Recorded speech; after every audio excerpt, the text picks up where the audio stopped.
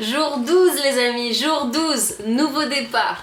Ça fait déjà 12 jours que tu établis des fondements solides pour une vie de prière qui ne s'arrêtera pas après ce parcours de 20 jours. Bien au contraire, c'est une vie de prière dans laquelle on s'engage. Rappelons-nous que notre désir ultime, c'est de connaître Christ. Et même si Dieu te fait grâce de vivre 90 ans, 95 ans, ça ne sera toujours pas assez et suffisant pour connaître Jésus-Christ. Chaque jour, on peut découvrir une nouvelle facette de qui il est. Il est tellement grand, il est tellement merveilleux, notre Jésus. Alors, il y a 2 jours, ces 2 derniers jours, on a prié en lisant la parole de Dieu. Je ne sais pas si c'est un exercice que jusqu'à aujourd'hui tu avais pratiqué, que tu connaissais. En tout cas, si c'est une découverte pour toi, je suis heureuse parce que c'est la meilleure des choses à faire. Prier la parole de Dieu, se saisir de la parole de Dieu comme outil, c'est ce qu'on a de plus cher, de plus puissant et c'est l'outil indispensable dont tu ne dois pas te passer. La parole de Dieu est l'élément que tu dois toujours avoir avec toi. Quelle est belle la Bible, j'aime sa parole. Alors aujourd'hui, ce qu'on veut voir ensemble, c'est le verbe écouter. Je t'invite vraiment encore à prendre du temps pour redire au Seigneur combien tu aimes sa parole et tu verras que plus tu vas proclamer la parole de Dieu, plus aussi sa parole va t'apparaître claire, elle va devenir limpide parce que la parole de Dieu, lorsqu'on la proclame, le Saint-Esprit aussi nous révèle ce qu'elle veut nous dire. Et c'est pour ça que je t'encourage vraiment à le faire et tes temps vont devenir des temps de plus en plus de qualité avec Dieu. On voit dans la Bible, en particulier dans Matthieu, on va prendre Matthieu aujourd'hui, combien le mot le plus important reste écouter.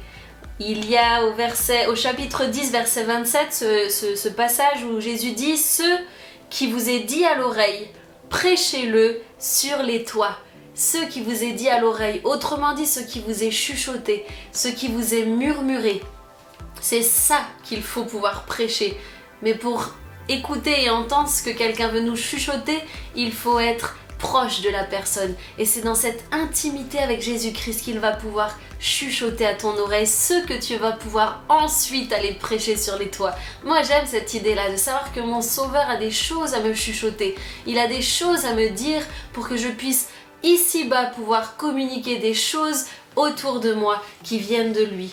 Matthieu 11 au verset 15 nous dit que celui qui a des oreilles pour entendre, entende. Ayant des yeux, ne voyez-vous pas? Ayant des oreilles, n'entendez-vous pas? Entendre, ce mot qui revenait à chaque fois. Ce fut aussi le principal mot que Jésus va utiliser dans la parabole du semeur. Cette parabole qui nous explique merveilleusement bien de quelle manière on peut entendre la parole de Dieu et surtout le fruit qu'elle va porter dans notre vie. Tout le royaume de Dieu repose sur l'écoute. Dès que nous entendons la parole céleste, les portes du royaume s'ouvrent à nous. Et ça, c'est vraiment quelque chose d'important. Quand nous entendons ce que la parole nous dit, alors les portes du ciel s'ouvrent à nous. C'est par la foi que nous entendons. Et c'est quelque chose de tellement important. C'est pourquoi lorsque nous nous rendons dans notre lieu secret, nous venons avant tout, mes amis, pour y écouter. Pour écouter. Nous y allons pour parler à Dieu, mais nous voulons surtout l'écouter et entendre ce qu'il a à nous dire. Les choses ne changent pas lorsque je parle à Dieu, mais elles changent lorsque lui me parle. J'aime tellement cette phrase de l'auteur. C'est tellement incroyable. Quand je parle, rien ne se passe, mais quand Dieu parle, tout prend vie. Rappelle-toi mon ami la Genèse, Genèse 1, Dieu va parler et la lumière fut. Dieu va parler et sur sa parole, il va créer l'univers. Et sur sa parole, il peut changer ta situation. Sur une parole de Jésus-Christ, tu peux être libre. Sur une parole de Jésus-Christ, tu peux être guéri dans ton corps. Mais sur une parole, tu peux surtout être aussi pardonné de tes péchés. Être en communion avec le roi des rois, avec Dieu lui-même. Sur une parole, c'est pour ça qu'il nous faut l'écouter. Il nous faut l'entendre. On ne peut pas dire à Dieu ce que lui va devoir nous dire. On ne peut même pas lui dire quand il doit nous parler. Par contre, on peut faire en sorte d'être prêt à l'entendre. Lorsque lui le choisit, c'est à nous d'être prêts. Et c'est tellement important d'avoir des temps dans notre intimité avec Christ, dans ce temps de prière quotidien où on lui laisse la place de parler. Parfois, on se précipite à prier une liste de choses, point par point, un après l'autre, sans jamais même s'arrêter pour écouter ce qu'il a à nous dire. L'essentiel, mon ami, l'essentiel dans ta vie de prière, c'est d'écouter ce que Jésus veut te dire. Rappelle-toi de ça.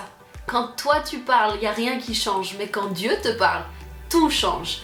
Alors apprenons à écouter. Passons du temps dans la parole pour pouvoir entendre Dieu. Certains diront, et l'auteur va dire cela tellement bien, mais je n'entends jamais Dieu. Et c'est une phrase que j'ai souvent entendue moi aussi, je n'entends jamais Dieu.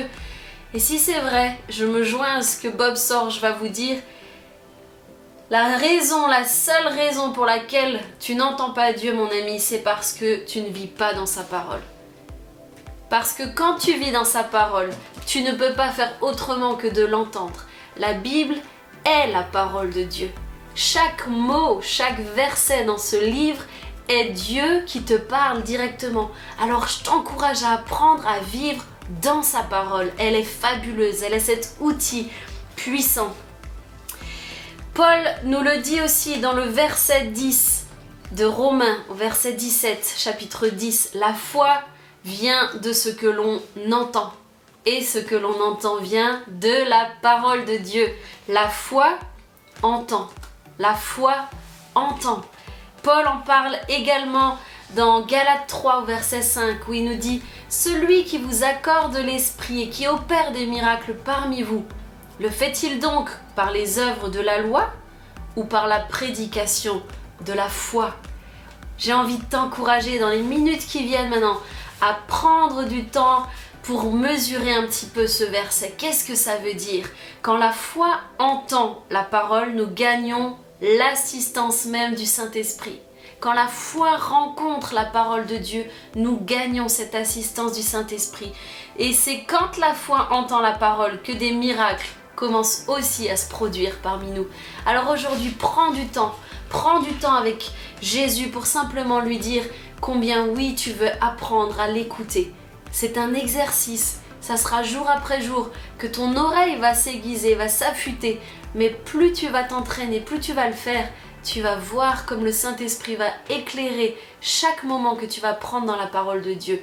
Écoute Dieu, parce qu'il est la parole et il veut te donner la vie à travers chacune des paroles qu'il a pour toi. Passe une belle journée mon ami, à demain.